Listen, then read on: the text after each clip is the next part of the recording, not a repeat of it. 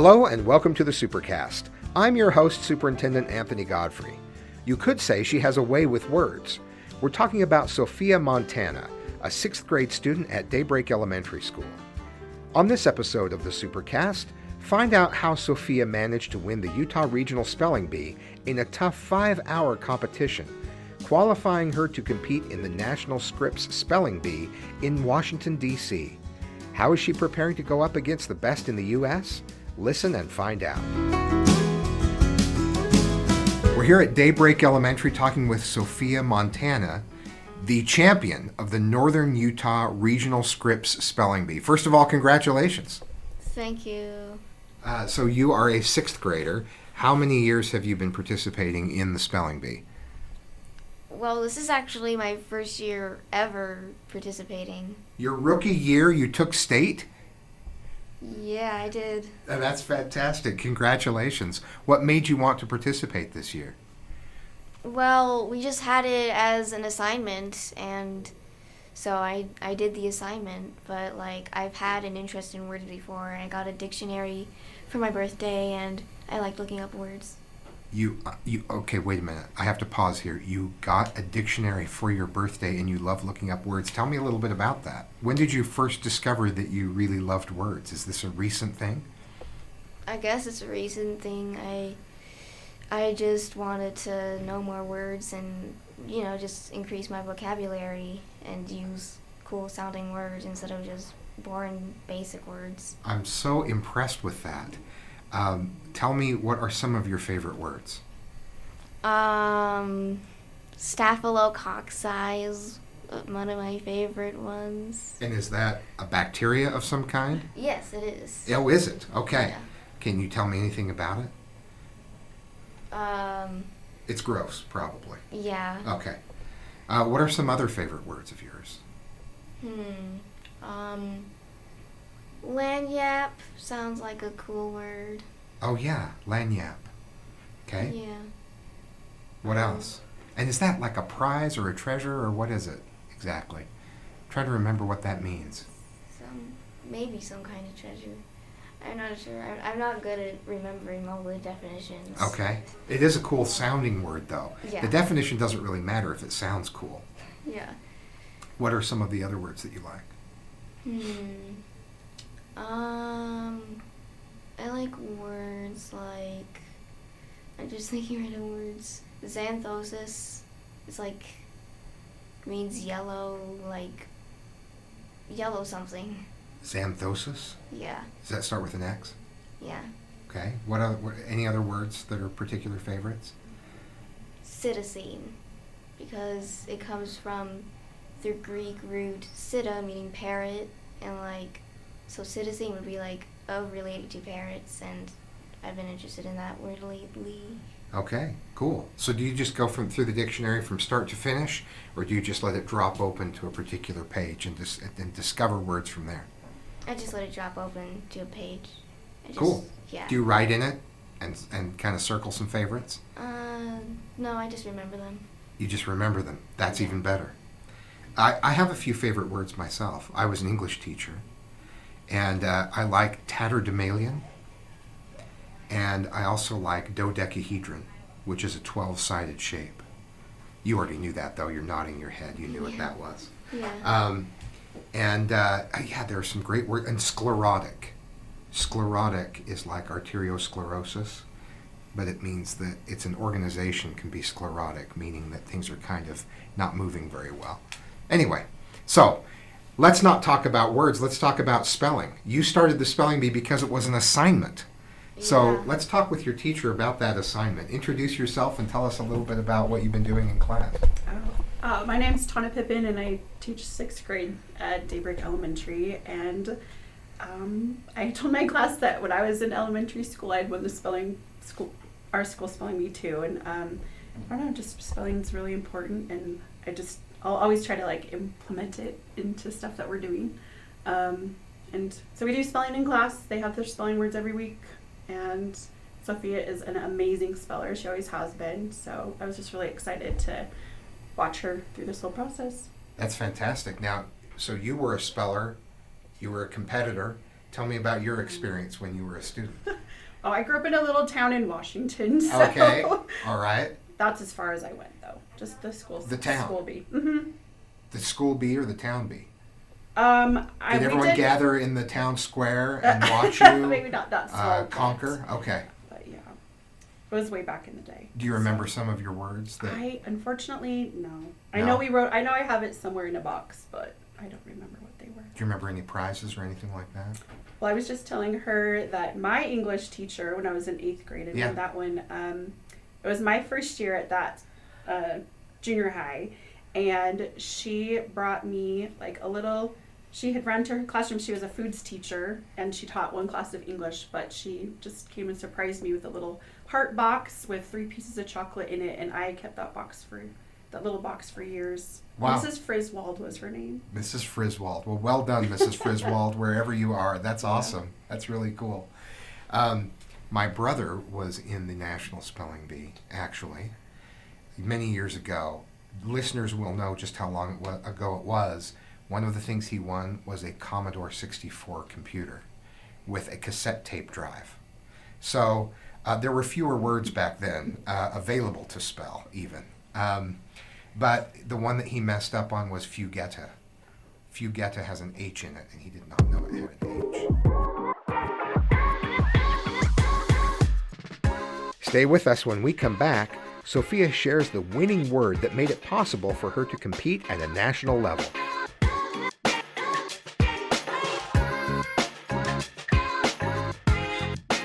Hello, I'm Sandy Reescraft, Director of Communications for Jordan School District, and we want to invite you to connect with us.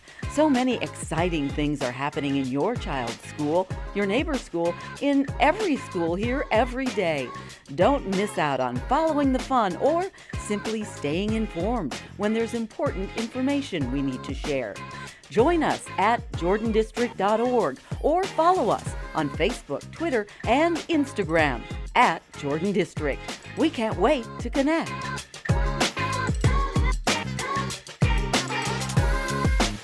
So how have your parents reacted to this? Well, my parents thought I was some kind of magician. They were like, "Wow, you just did that again. This is your first year. How did you win a regional spelling bee? And now you're going to Washington, D.C." So let's go back to competition and what that was like for you. You obviously remember the winning word. Tell me about the word that you won with. That was the winning word, numiticist. Numiticist. Yeah. My license plate has that word on it.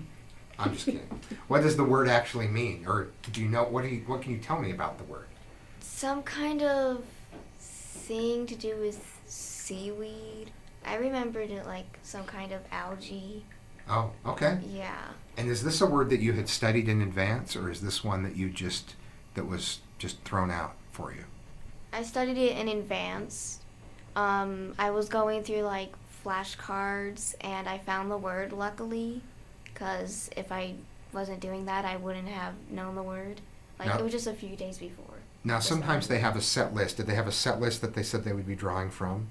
Yes. But I understand that the competition went on so long that they had to did they have to go off of that list and find some other words because you and your opponents were spelling things so well for so long? Well, usually they do go off the list, but this year I don't think they said they didn't have us spell any words that were off the list. Oh, okay. So they were all on the list. And tell me about your preparation. You said that you had flashcards and you were preparing that way. Well, the flashcards were actually like, I guess you could call it digital. I used the Word Club app, which was like made for regional and school spelling bees. Oh, wow. And you just had, like, you have your phone and you have these little flashcards and you can just look at them as long as you want to. And then you can get quizzed on them. I never thought about having an app that could help you with that. So you were able to, how many hours do you guess that you studied before the competition? Well, some days I would study like an hour, 2, 3, 5. Tell me what it sounded like, since I wasn't there. Don't you have to say the word and then spell it and then say it again? Is that still the rule? Yeah, I believe so. Will you do that with your winning word for me right now? Say it, spell it, and say it again. Okay. Numiticist. P-N-E-U-M-A-T-O-C-Y-S-T.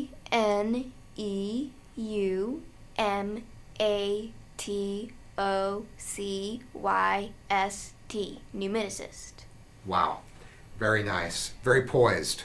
I could hear every letter distinctly. You practiced that too, I'll bet. You don't want to mumble through it and have someone mishear you. So did you ask for a sentence or a definition very frequently? Did you have some strategy that way? Well, some words I had to ask about because it's really strange when you're on stage. When the people are talking into the microphone, it sounds like almost two people talking at the same time. So, like, I got a word, curio, and I thought there was a Cheerio, and so I had to ask for the definition so I knew which word it was. And that was quickly cleared up. Yeah. And you got curio right, obviously. Mm-hmm. Did you get some words wrong, but then someone else got a word wrong, and then you were able to continue on, or were you able to spell every word? I was able to spell every word, but we did have a written round in the beginning, and I spelled one of the words wrong. Almost everyone spelled the word before that one, ascites, wrong. So But you got the ascites right. Yeah, so I stayed in the game. You are incredibly impressive. I can't believe all the words that you know how to spell. And I love that you're so passionate about learning more words.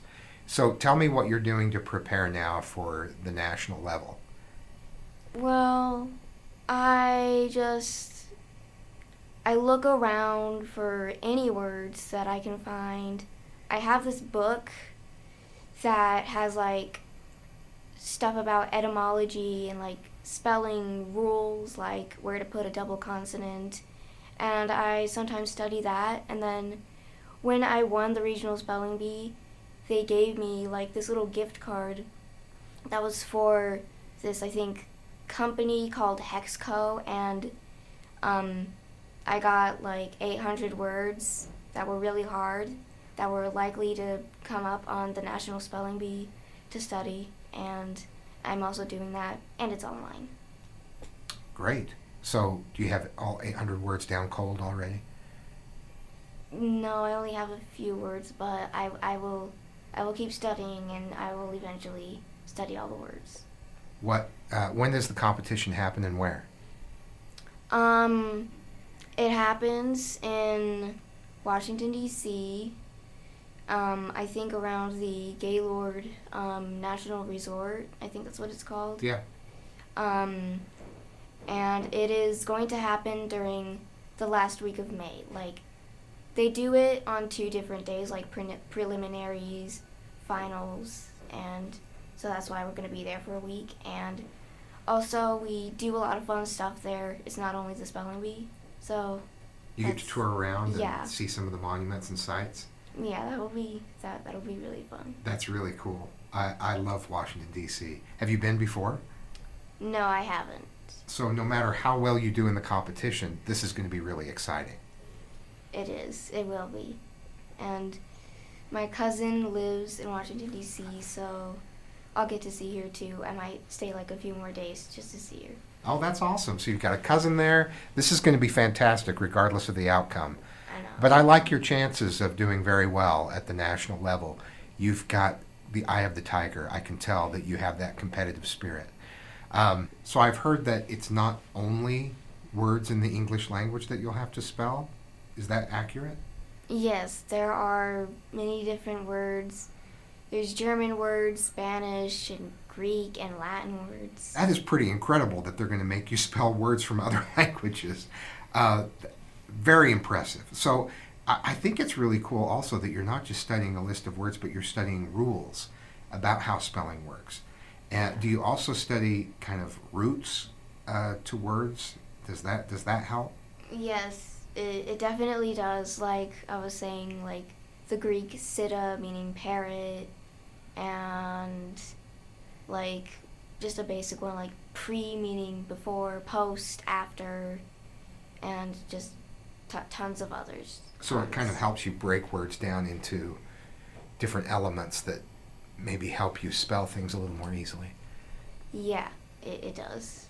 That's impressive. That's going to serve you well for a long time, and that's something that you don't always think about first when you're thinking about a spelling bee, is how much it helps your vocabulary and how much you understand words as a result of being a part of that. Yeah. And they said I was going to have to, like, listen to how people say words, and then I'm going to have to correct how they, like, pronounce the words for the rest of my life, because now I know how to pronounce almost every word. Oh, yeah. That's really cool. That's really cool. So spell it out for me. What does it feel like to be up on stage? It feels strange. I mean, the lights are really bright, and when I was sitting, I just wanted to close my eyes. And when I got on stage the first time, I thought I was going to faint. Like, I actually felt like I was just going to collapse. But, I didn't. I just have to keep calm, my eyes just facing forward, and just spell whatever word they give me. Just kind of stay focused. But the fact that you've been on stage in regions, that will really help you when you're at nationals. Yes. This is a huge trophy that we have here in the office. Yes. Tell me where this is going to go. It's actually a piece of furniture. It's so large. Well, it's going to go in our, I guess it's called a display case, and everyone's going to see this, and it's going to be there forever. Okay, fantastic. Well, I look forward to seeing it many years into the future. Well, I'm really proud of what you're doing. I love that you're passionate about words the way that you are, and I know you're going to have a great time regardless of the outcome, and that you're going to work really hard to be at your best. So thanks for representing Daybreak and Jordan District and the state of Utah so well. That's awesome. Thank you.